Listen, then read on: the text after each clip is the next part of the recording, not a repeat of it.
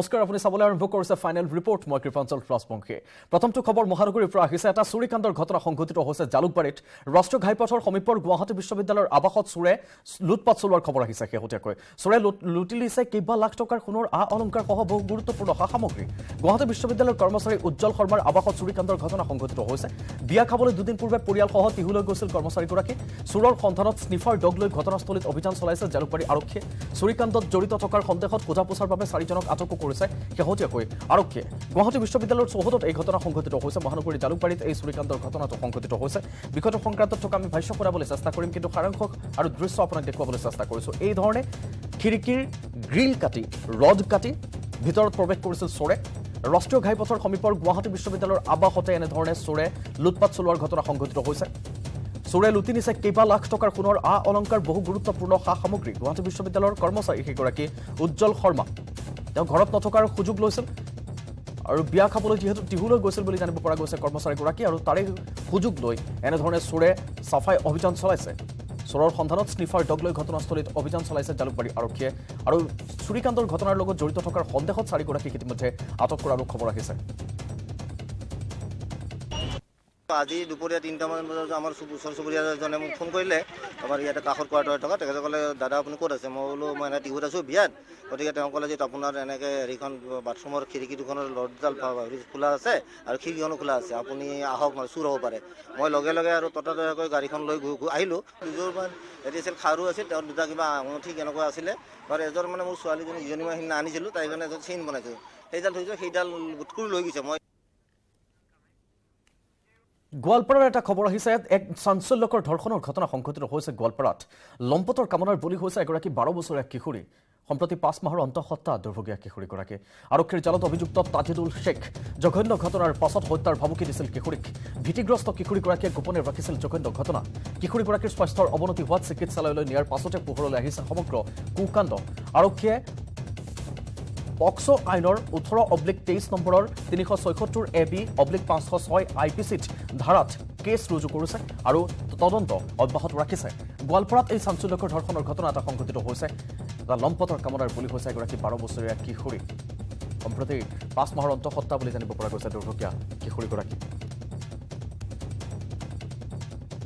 12 বছৰীয়া ছোৱালীজনী আজি 4-5 মাহৰ আগতে এটা ল'ৰা এটাই ৰেপ কৰিলে তাজিদুল শেখ বুলি কয় ল'ৰাটোৱে ৰেপ কৰিছে আৰু ৰেপ কৰাৰ পিছত তাই এতিয়া 5 মান্থছ প্ৰেগনেণ্ট ঘৰৰ মানুহ অজ্ঞাত আছিলে কথাটো কিন্তু তাই শাৰীৰিক পৰিৱৰ্তন দেখা পাই পেলাই লগতে স্বাস্থ্যৰ অৱনতি হোৱা লৈ পেলাই তাৰপিছত তেওঁলোকে যেতিয়া সন্দেহ কৰি আহি পেলাই থানাত ৰিপৰ্ট কৰিলে গোটেই কথাটো জনালে আৰু পিছত আমি ইমিডিয়েটলি এটা কেছ ৰেজিষ্টাৰ কৰি আজি আসামীজন পলাবলৈ চেষ্টা কৰিছিলে তেওঁক কৃষ্ণাইৰ পৰা কৰায়ত্ব কৰা হৈছে আজি আৰু লগতে ছোৱালীজনীৰ যিখিনি ব্যৱস্থা ল'ব লাগে আমি মেডিকেল এটেনশ্যনখিনি সেইখিনিও লৈছোঁ পস্কো আইনৰ অধীনত কেছ এটা ৰেজিষ্টাৰ কৰিছোঁ 18/23 376 AB/506 IPC আৰু ৰেডি ছেকশ্যন 61 অফ পস্কো এক্টত কেছ ৰেজিষ্টাৰ কৰিছোঁ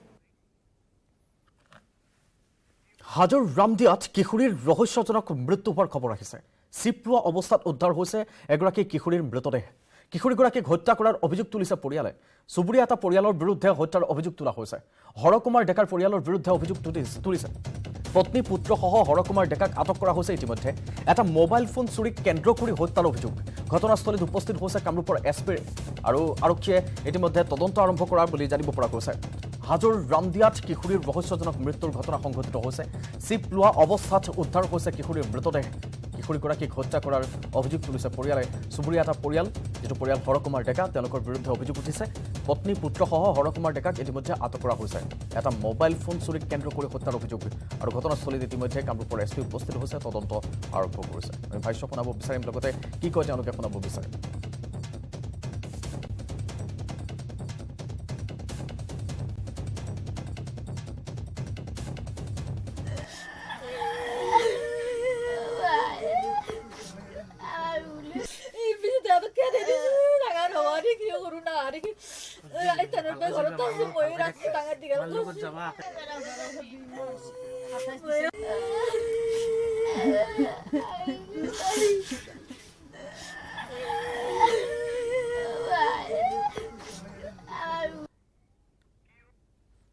আৰু এটা অপৰাধজনিত খবৰ মাজুলীত কিশোৰীক দলবদ্ধ ধৰ্ষণৰ খবৰ আহিছে মাজুলীৰ জোৰবিল সোণাপুৰত জঘন্য ঘটনাটো সংঘটিত হৈছে আৰক্ষীৰ জালত 2 লম্পট পৰিছে ইতিমধ্যে মানস ভৰালী আৰু ৰাতুল ভৰালী বুলি জানিব পৰা গৈছে দুজনক ঘটনাৰ পাছত পলাতক আছিল 2 লম্পট আৰক্ষীয়ে অভিযান চলাই গ্ৰেপ্তাৰ কৰিছে দুয়োটাক কিশোৰীগৰাকীৰ ককায়েকৰ এজাহাৰৰ ভিত্তিত গড়মূৰ আৰক্ষী থানাত গোচৰ নং 2/2023 ভাৰতীয় দণ্ডবিধিৰ 376 DA আৰু পক্সো এক্ট 2012 6 ধাৰাত গোচৰ ৰুজু কৰি ঘটনাৰ তদন্ত অব্যাহত ৰাখিছে আৰক্ষীয়ে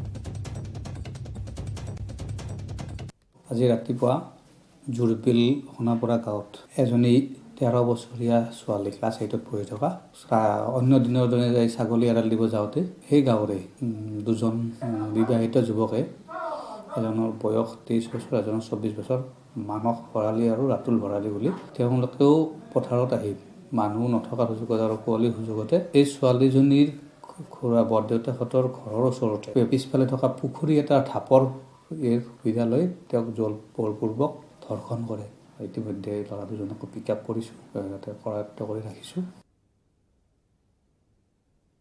উপায়ুক্তৰ বিৰুদ্ধে কৰ্মচাৰীক মাৰপিটৰ অভিযোগ উঠিছে এইবাৰ চিকিৎসাধীন আহত চতুৰ্থ বৰ্গৰ কৰ্মচাৰীগৰাকী বিতৰ্কত সোমাই পৰিছে সেইবাবে কোকৰাঝাৰৰ উপায়ুক্ত বৰ্ণালী ডেকা গণৰাজ্য দিৱসৰ দিনা সংঘটিত হৈছিল এইটো ঘটনা প্ৰভৃত কৰ্মচাৰীগৰাকী দীপক দাস বুলি জানিব পৰা গৈছে কৰ্মচাৰীগৰাকীৰ শৰীৰত আধা খোৱা খাদ্য ঢালি দিয়াতে ক্ষান্ত নাথাকে উপায়ুক্তগৰাকীয়ে কৰ্মচাৰীগৰাকীৰ স্বৰ ভুকু সোধোৱাৰো অভিযোগ উঠিছে বিষয়টোৰ ওপৰত মুখ্যমন্ত্ৰীৰ হস্তক্ষেপ বিচাৰি ন্যায় প্ৰদান কৰিবলৈ আহ্বান জনাইছে ভুক্তভোগী পৰিয়ালে উপায়ুক্তজনৰ বিৰুদ্ধে অন্য কৰ্মচাৰীকো মাৰপিট কৰাৰ অভিযোগ পূৰ্বেও আছে আৰু বৰ্ণালী ডেকাক কেনেধৰণে বৰ্ণালী ডেকাই ঘটনাটো সংঘটিত কৰিছিল আমি শুনাবলৈ বিচাৰিম এই মুহূৰ্তত ভুক্তভোগীগৰাকীৰ ভাষ্য আগবঢ়াইছোঁ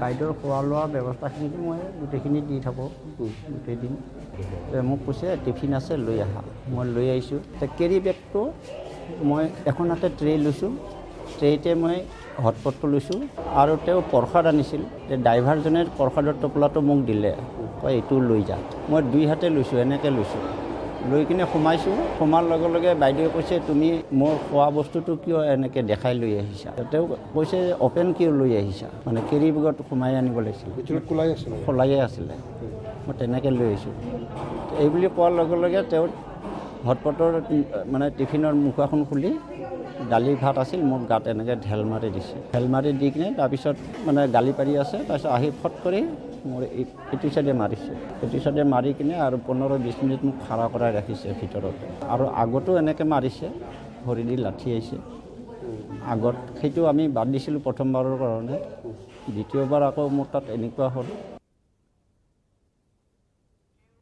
বিয়া নহ বুলি বাহানা বনাই থকা লোকসকলৰো এতিয়া মুধা মাৰিছে মুখ্যমন্ত্ৰীয়ে সবিশেষ লৈ আহিবলৈ চেষ্টা কৰিম এটা বিৰতি লৈছোঁ সাধারণ স্টিল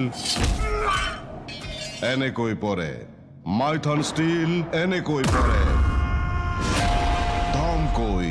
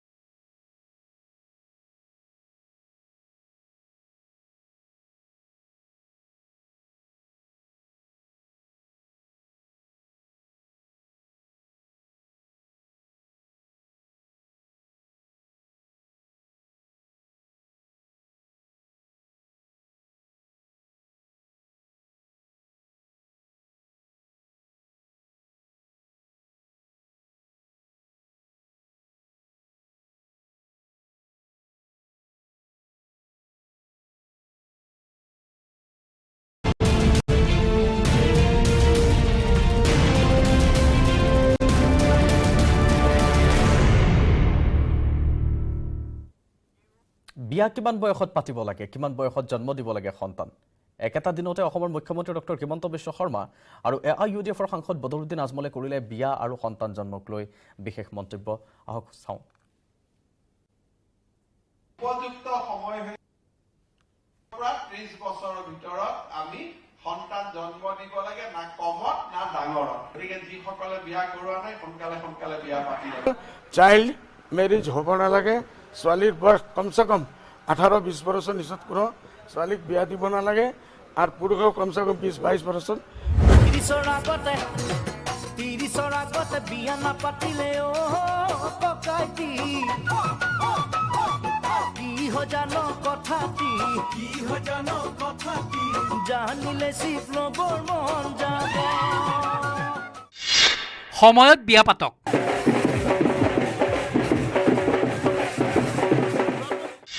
সময়ত সন্তান জন্ম দিয়ক।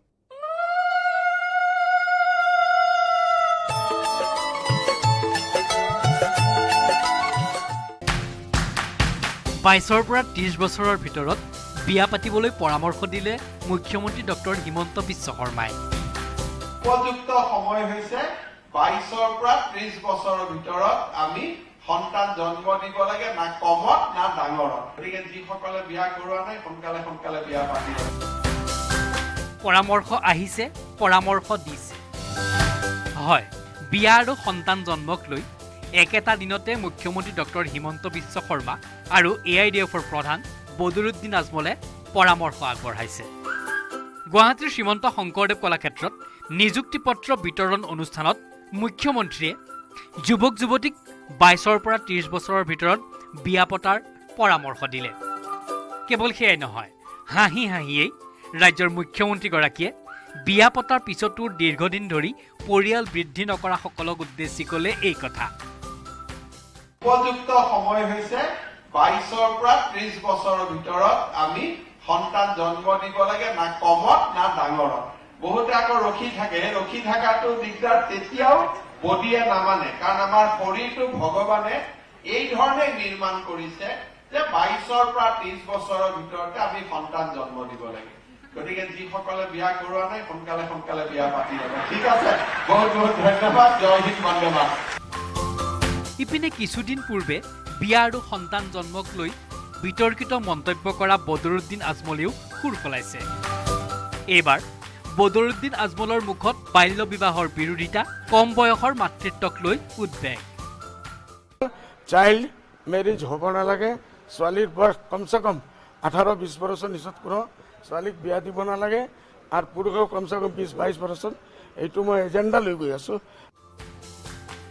ৰাজ্যৰ মুখ্যমন্ত্ৰী আৰু AIUDFৰ সাংসদ বদৰুদ্দিন আজমলৰ মন্তব্যত এইবাৰহে দেখা গ'ল সামঞ্জস্য। উপযুক্ত সময় হৈছে 22ৰ পৰা 30 বছৰৰ ভিতৰত আমি সন্তান জন্ম দিব লাগে, না কমত না ডাঙৰত। গতিকে যিসকলে বিয়া কৰোৱা নাই সোনকালে বিয়া পাতি ল'ব। চাইল্ড মেৰিজ হ'ব নালাগে, ছোৱালীৰ বয়স কমচে কম 18-20 বছৰ নিচত কোনো ছোৱালীক বিয়া দিব নালাগে, আৰু পুৰুষেও কমচে কম 20-22 বছৰ। এইটো মই এজেণ্ডা লৈ গৈ আছোঁ। কম বয়সত বিয়া পাতি 10-12টাকৈ সন্তান জন্ম দিব লাগে বুলি কোৱা আজমলে এইবাৰ কৈছে, মুছলমান যুৱক যুৱতী 18ৰ পৰাহে বিয়াত বহিব লাগে। সন্তান জন্ম দিয়াতকৈ গুৰুত্ব দিব লাগে শিক্ষাত।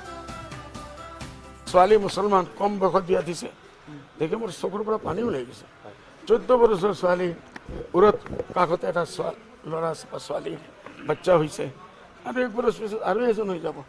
এই মানুহজন ক'ত থাকিব, কি হ'ব? সেইটো কাৰণে ভৱিষ্যতত বাচ্চা পয়দা কৰা থাকি বেছি এইসকলৰ শিক্ষাৰ চিন্তা কৰিব লাগে।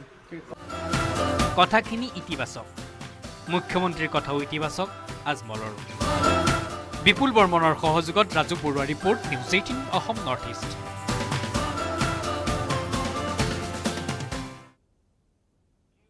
নিয়তিৰ কি নিষ্ঠুৰ পৰিহাস।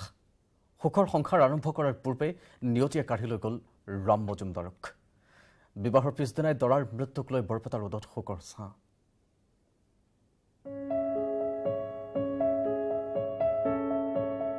উলহ মালহেৰে সম্পন্ন হৈছিল এখন বিবাহ।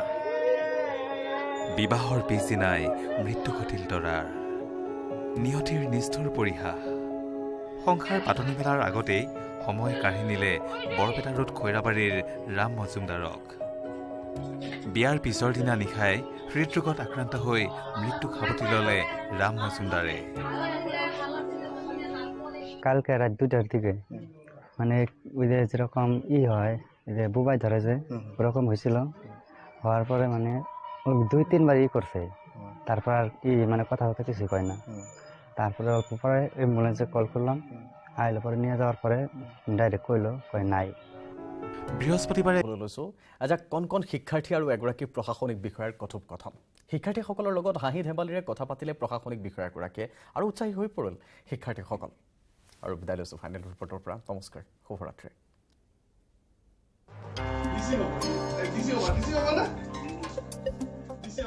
এজাক কণ কণ শিক্ষাৰ্থী আৰু এগৰাকী প্ৰশাসনিক বিষয়া। তুমি চকলেট পালা? তুমি চকলেট পালা?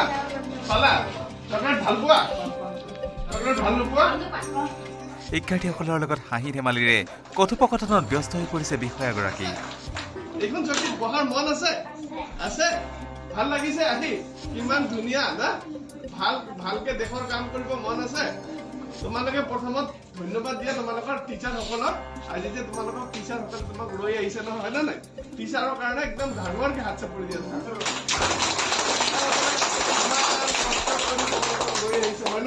শিক্ষাৰ্থীসকলৰ মাজতো দেখা পোৱা গৈছে প্ৰচুৰ আনন্দ। এয়া গহপুৰ মহকুমাধিপতি কাৰ্যালয়ৰ কনফাৰেন্স হল। 421 নম্বৰ ৰঙাজান প্ৰাথমিক বিদ্যালয় আৰু NC সোলেঙি প্ৰাথমিক বিদ্যালয়ৰ শিক্ষাৰ্থীসকলে এইদৰেই শনিবাৰে গহপুৰৰ মহকুমাধিপতি দীপন বৰ্মনৰ লগত লাভ কৰিলে কথা পতাৰ সুযোগ। অতি ঘৰুৱাভাৱে এইদৰে কথা পাতিবলৈ সুযোগ পোৱাত আনন্দিত হৈ পৰিল প্ৰতিগৰাকী শিশু। মন খুলি শিশুসকলে প্ৰশ্ন কৰিলে মহকুমাধিপতিগৰাকীক। শিশুসকলৰ মন যোগাব পৰাকৈ প্ৰতিটো প্ৰশ্নৰে উত্তৰ দিয়াৰো চেষ্টা কৰিলে মহকুমাধিপতিগৰাকীয়ে। প্ৰথমতে আমি মহকুমাধিপতিৰ কাৰ্যালয়লৈ তেওঁলোকক এই কাৰ্যালয় দেখাবলৈ লৈ আনিলোঁ আৰু আমাক ইয়াত মহকুমাধিপতি মহোদয় দীপন বৰ্মন ছাৰে খুব সুন্দৰ সহযোগ কৰিলে আমাৰ লগত, খুব ভাল লাগিল।